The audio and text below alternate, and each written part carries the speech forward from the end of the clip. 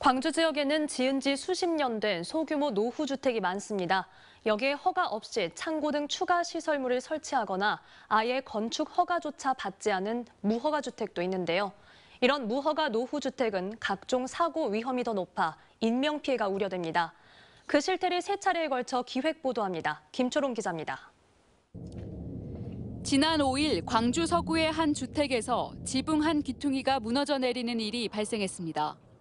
처마 끝에 난간처럼 구조물을 만들었는데 벽돌과 철근 등 내부 자재가 부식된 겁니다.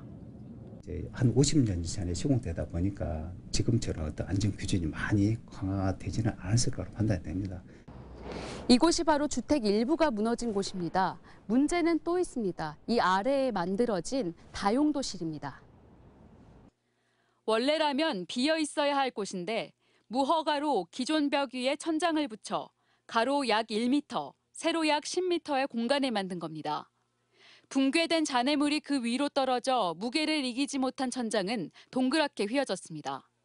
추가 붕괴 위험이 있던 만큼 누군가 그 안에 있었다면 큰 사고로 이어질 뻔했습니다. 지난해 7월 남구에서는 노후주택 지붕이 폭삭 무너져 내린 사고가 발생했습니다.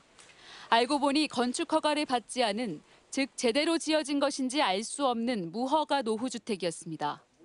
광주시가 파악한 무허가 주택은 1,100여 채.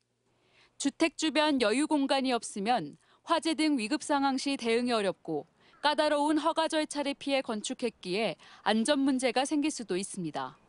그렇죠. 안전 문제죠.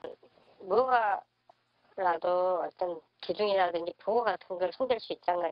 요즘 건축하신 분들이 비전문가들도 많이 하거든요.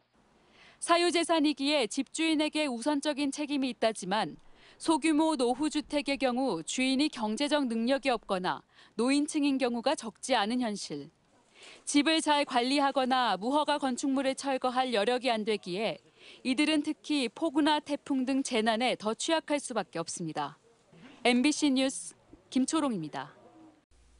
언제 어디서나 내 손 안의 뉴스. 광주 MBC 뉴스 유튜브 구독으로 함께하세요.